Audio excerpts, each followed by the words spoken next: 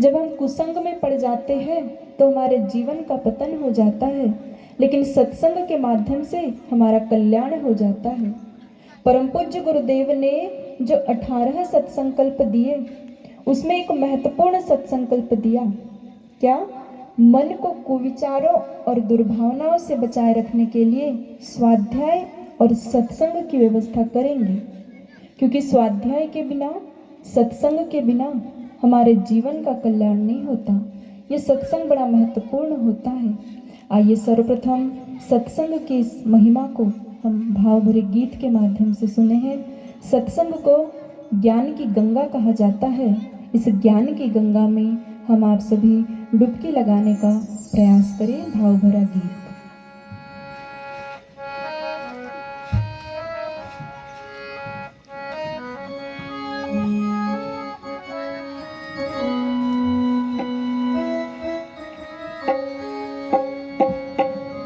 सत्संग वो गंगा है, इसमें जो नहाते हैं। सत्संग वो गंगा है, इसमें जो नहाते हैं। पापी से पापी भी पावन हो जाते हैं। पापी से पापी भी पावन हो जाते हैं। सत्संग वो गंगा है, इसमें जो नहाते हैं। सत्संग वो गंगा है, इसमें जो नहाते हैं। पापी से पापी भी, पापी से पापी भी पावन हो जाते हैं। पापी से पापी भी पावन हो जाते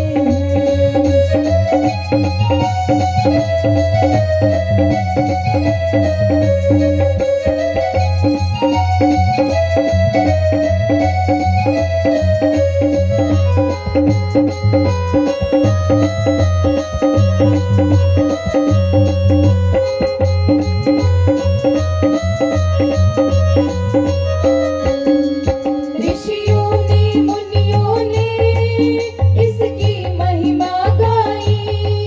ऋषियों ने मुनियों ने इसकी महिमा गाई।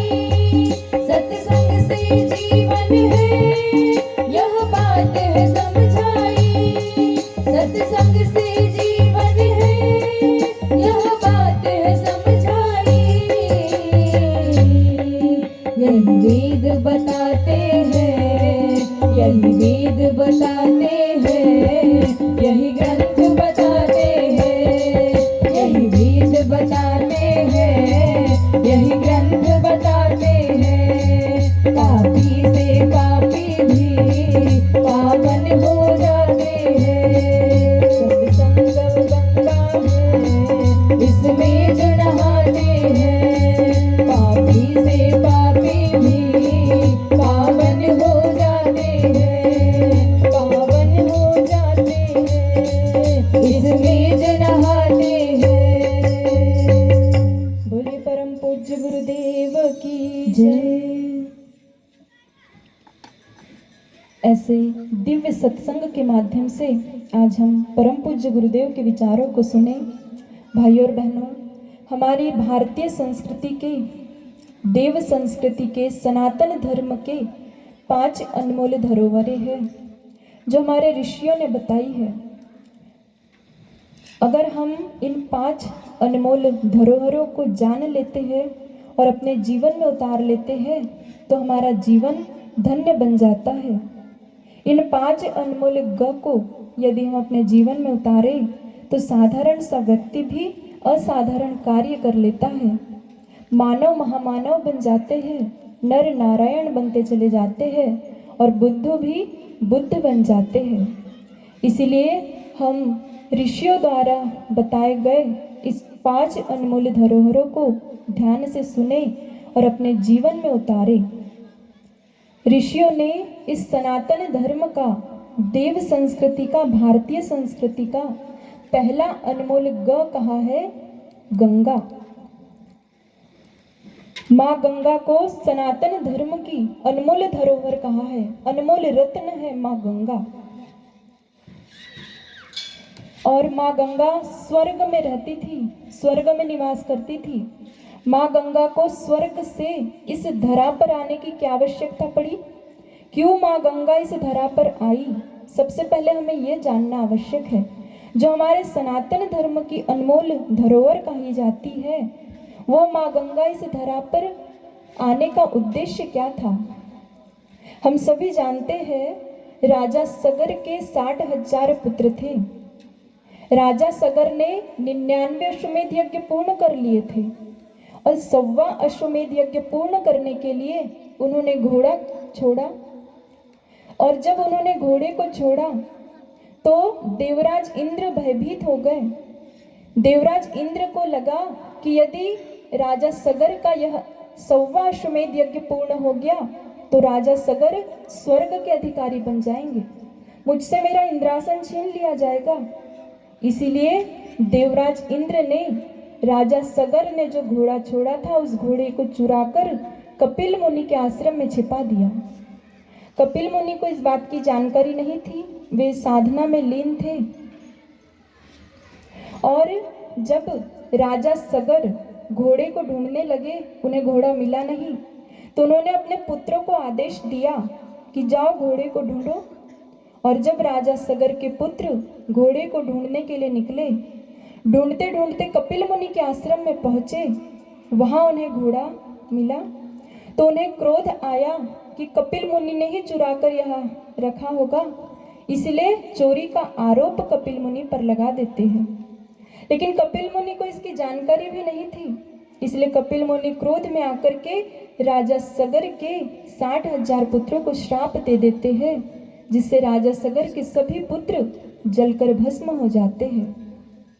तब राजा सगर वहां पहुंचे और दोनों हाथ जोड़कर कपिल मुनि से प्रार्थना करने लगे, हे ऋषिवर, आपके श्राप से मेरे पुत्रों की अकाल मृत्यु हुई है, लेकिन आप मुझे एक छोटा सा उपाय बताएं कि मेरे इन पुत्रों को मुक्ति कैसे मिले, मोक्ष कैसे मिले। तब कपिल मुनि समाधान देते हुए कहते हैं, हे राजन, स्वर्ग लोक से गंगा यदि इस भू पर आएगी तो गंगा के उस जल से आपके पुत्रों को मुक्ति मिलेगी। लेकिन गंगा का स्वर्ग से इस भू पर आना आसान काम था क्या? गंगा का वेग बहुत अधिक था, आसान नहीं था।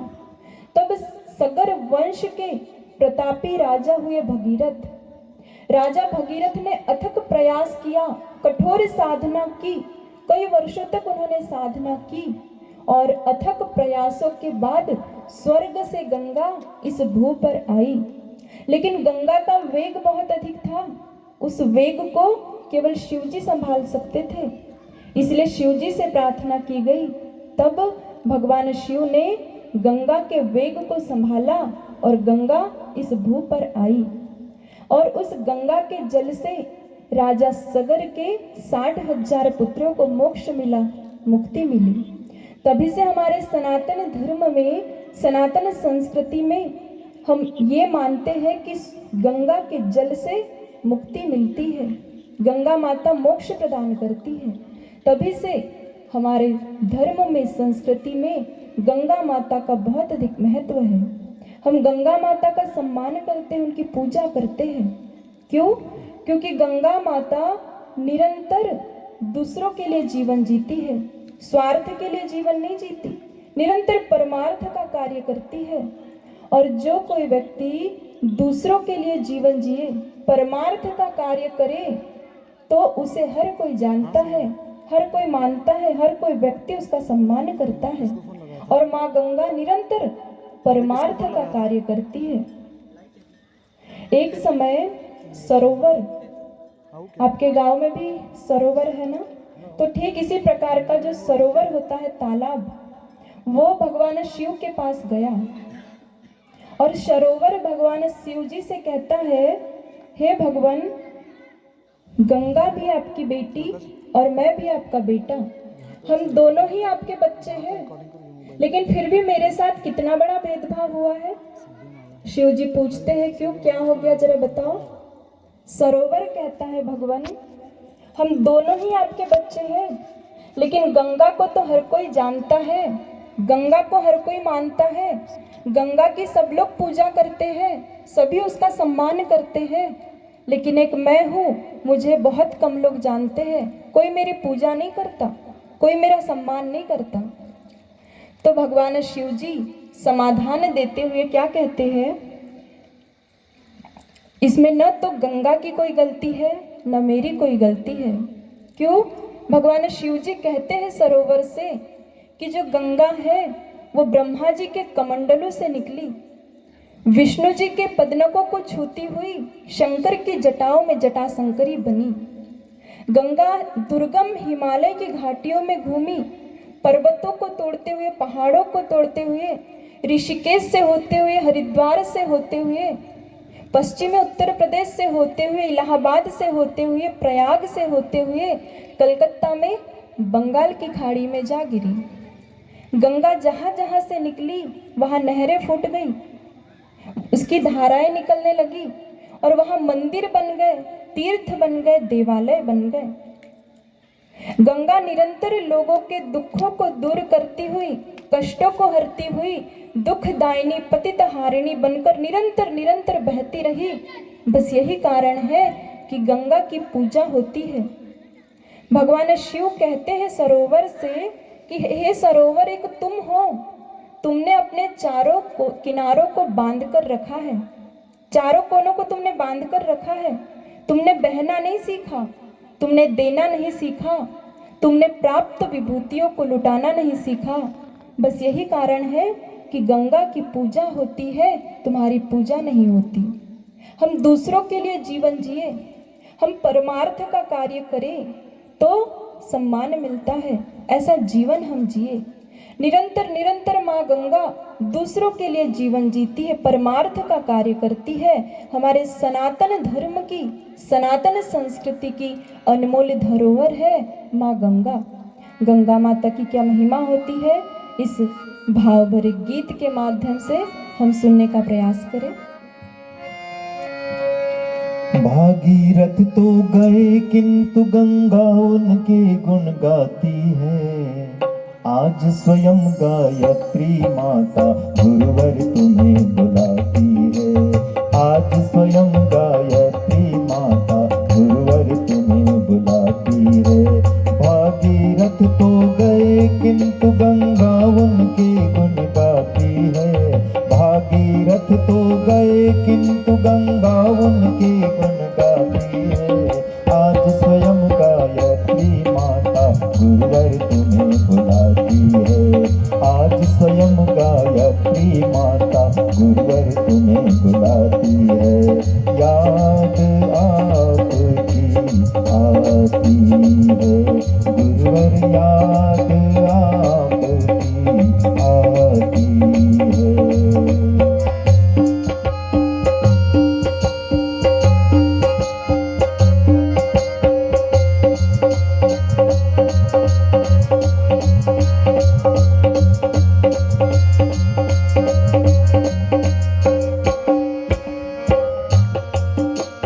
यह सच है गंगा ने आकर लाखों का उपकार किया। द्रवित हुई जब भागीरथ ने तप करना स्वीकार किया। गंगा इसीलिए तो जग में हो, गंगा इसीलिए तो जग में भागीरथी कहती है।